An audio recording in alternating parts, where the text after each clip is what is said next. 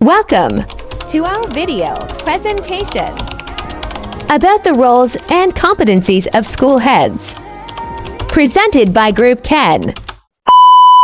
Good day everyone, I'm Mirasal Ikila Mascareñas and I'll begin our group presentation on the topic Roles and Competencies of School Heads under the broader theme, the Teacher and the Community School Culture and Organization Leadership. Roles and Competencies of a School Head. The school head is responsible for the effective general management of the school, for ensuring the provision of academic leadership and strategic vision for the quality of the student experience. Who is school head?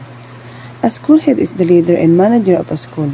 This role is often referred to as the principal head teacher or school administrator depending on the country of school system. The school head is responsible for guiding the direction of the school, ensuring that teacher and learning are effective, and that the school environment is safe, inclusive, and supportive for both student and staff. School heads today are expected to be more administrators. There are leaders who shape school culture, foster strong connection with community, and ensure that the school runs as healthy and effective organization. Their roles are diverse and vital, influencing not only academic achievement but also the morale of teachers, the engagement of parents, and the overall learning environment. In this presentation, we will walk you through the key roles and competencies that define effectively school leadership, with each member of our group handling specific slides and subtopics. Let's begin with the first part. There are key responsibilities of school head. Instructional leadership, guidance teacher to improve classroom practices, ensure curriculum standards are met, promotes quality teaching and learning. School management, manage school resources, schedule and personnel, ensure policies and procedure are followed, maintain discipline and order in the school. Community engagement, build strong relationship with parents, local officials, and stakeholders. Encourage community support and involvement in school programs. Creating positive school culture, promote respect, collaboration, and shared values, foster an inclusive and safe learning environment. Professional development, support teachers' continuous growth, encourage innovation and learning within the staff. A school head is not just a manager but a leader, mentor, and community builder. Their effective influences not only academic success but also the overall health, culture, and impact of the school. Good day everyone, I am Leslie Ibalaba and I will discuss the continuation of our report about roles and competencies of school heads. Let's start. Types of leadership. Instructional. Supervises instruction by observing teachers while they teach, conducting post-observation conference with individual teachers, mentoring and coaching them, ensuring that teachers have the needed resources for teaching. Administrative. Concerns the physical improvement and the fund sourcing. Spends more time in soliciting funds for a flagpole, a stage, a classroom, pathwalk, waiting shed, etc., leaving no time for instructional supervision. So in instructional leadership, it focuses on improving teaching and learning. It involves observing teachers, giving feedback, mentoring, and ensuring they have the resources they need for effective instruction. In administrative leadership, deals with managing schools' facilities, securing funds, and overseeing physical improvements such as buildings, equipment, and other infrastructure, often leaving less time for classroom supervision. Types of leadership. The more important concern is improvement of instruction as this has a direct bearing on learning. In leadership, especially in education, the main priority is improving teaching methods and strategies because they directly affect how well students learn. A good leader focuses on guiding and supporting teachers to make instruction more effective, which leads to better learning outcomes. Let's strive to be a great leader who inspires, guides, and shapes the future as an educator. That's all for my report. Thank you for listening. I will now hand it over to Ma'am Maribel Largado for the continuation. Good day everyone. The topic that I discussed today is the continuation of the topic of Miss Leslie A. Balaba, the role and competencies. Role is a functioning, assume, or part play by a person or thing in particular situation.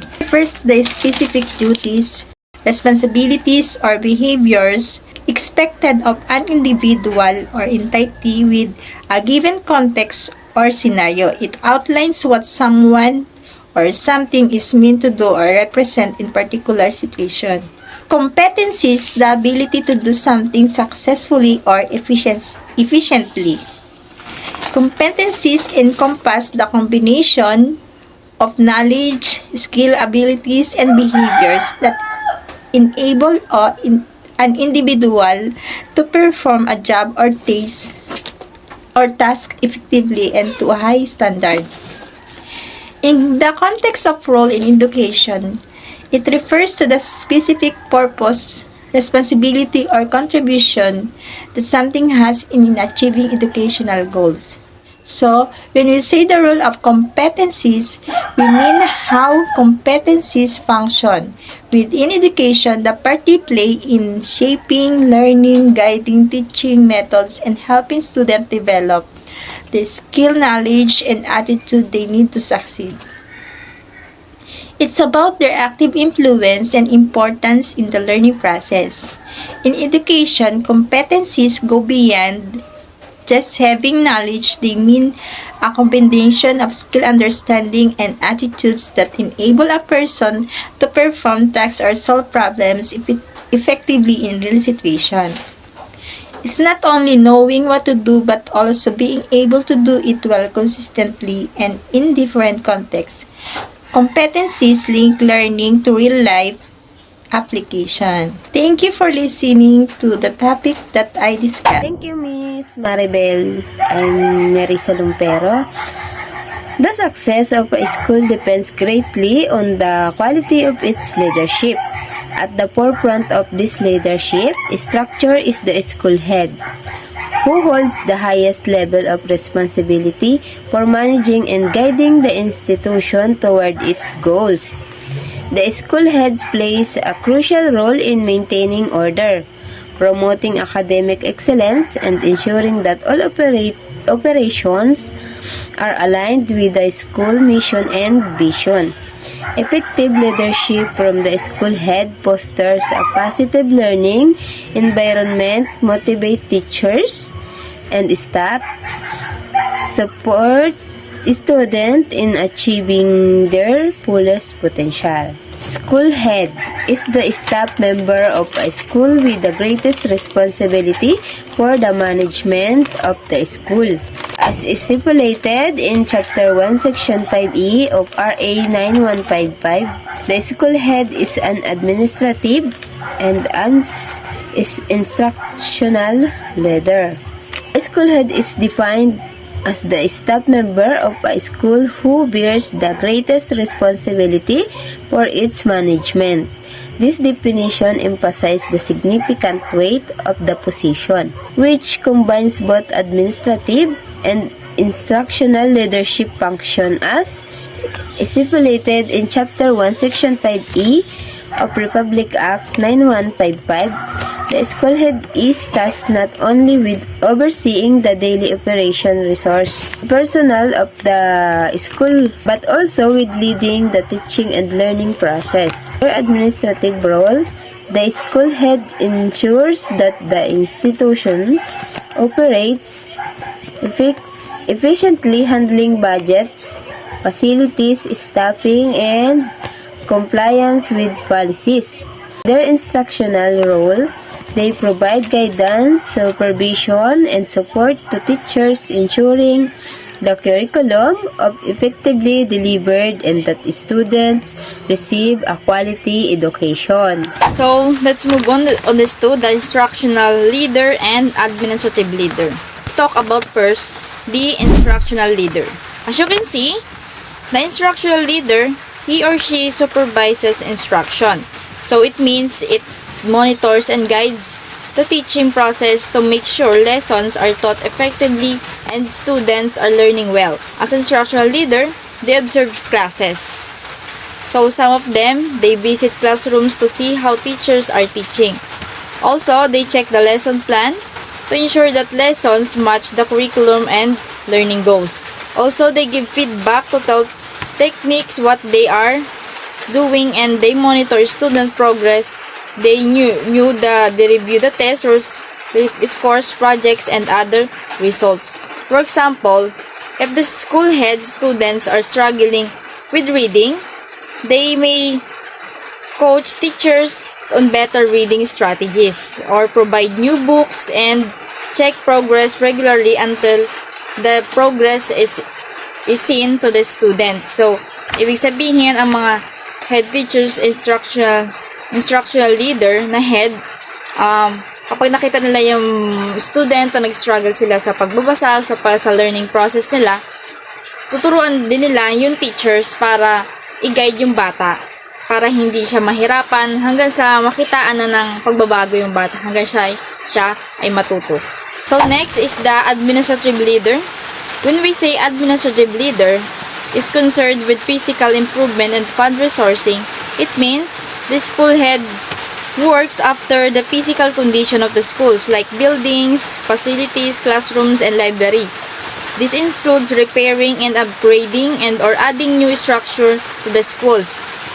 So it means the school head find ways to get money or sources to support school projects. This can come from the school budget, and government programs, donations, campaigns, fundraisings, partnership, and private groups. So in short, an administrative leader is school head who manage the school's operations, resources, and facilities to keep it safe, organized, and running smoothly. Administrative leader, sila yung naghahawak ng mga budget para sa mga kailangan ng school ng facilities. So, if sa classroom is, sira ang kisame or sira ang the administrative leader is the one who manage that. So, if kailangan ng bagong kisame, they will report it and they will find a way to have a budget or resources para maayos nila yung kailangan sa isang classroom. Also, ang administrative leader, sila yung nagbabudget ng mga kailangan ng pera ng schools para sa mga bata na kailangan din o sa classroom na, or sa mga budgets like kailangan ng mga teachers, sila yung nagbabudget. So, that is all for my topic about school head as an instructional and administrative leader. Thank you for listening, and let's move on to our next reporter. Thank you. Competencies of School Heads, the NCBSSH. In the list of competencies expected of school heads, there are competencies for both instructional leadership and administrative leadership. Let's take a look at the competencies expected of school heads as contained in the National Competency-Based Standards for School Heads, or NCBSSH, is issued in DepEd Order 32 S 2010 on April 16, 2010. In simpler terms, it's about what principals need to know and be able to do according to the Department of Education in the Philippines. Next, what is NCBSSH? DepEd Order 32S 2010 defines it as a list of competency standards which can be used as basis for the school head's decision-making actions and performances of their actions. Is used as basis for the preparation of a comprehensive training and development based on expected tasks that will be utilized to deliver training programs to ensure efficiency, effectiveness, and excellence of school heads' job performance. Imagine NCBSSH is like a checklist for principals. It's list from the Department of Education, or DepEd, that tells us what a good principal should be able to do. So what is it for? It helps principals make good decisions and do their jobs well. It's used to create training programs so principals can learn how to be even better at their jobs. Basically, it's all about helping principals be the best they can be so they can run good schools. Core principle. School heads are competent, committed, and accountable in providing access, quality, and relevant education for all through transformational leadership and high degree of professionalism. Ang mga school heads, katulad ng mga principal o school leaders, ay dapat may sapat na kaalaman, may dedikasyon, at pagiging responsable para matiyak na lahat ng bata ay may pagkakataon na makapag-aral sa isang paaralan na may magandang kalidad ng pagtuturo at mga aralin na tama at pakinabang sa pang-araw-araw na buhay. Ginagawa nila ito sa pamamagitan ng transformational leadership or pagbabago at pag-improve ng school para sa ikabubuti ng lahat. At mataas na antas ng professionalism or maayos, tapat at professional sa lahat ng gawain. Competency framework is a means by which organizations communicate which behaviors are required, valued, recognized, and rewarded with respect to specific occupational roles. It ensures that staff in general have a common understanding of organizations, values, and expected excellent performance behaviors. This ensures that employees clearly understand which actions and attitudes contribute to success in their positions. This fosters alignment, encourages consistent quality of work, and promotes a unified organizational culture. Let's keep aligned, focused, and performing at our best. So let's use this to keep moving forward. Thank you. Thank you for watching.